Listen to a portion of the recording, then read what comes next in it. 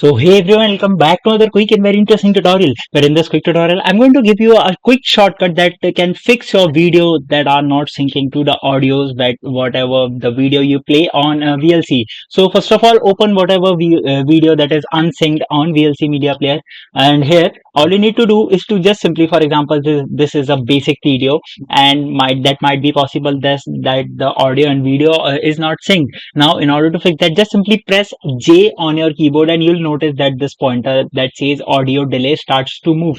Pressing J will give it the minus values, pressing K will give it the plus values. That means audio is delaying forwardly or backwardly. So, select the value that suits most. That means that syncs your videos to the audio, and you're good to go. Now, the video will play with the synced audio. Alright, so that's it for this tutorial. I hope this video will be helpful for you. Make sure to hit the like button and subscribe button for more such helpful and interesting tutorials. See you in the next one. Take care.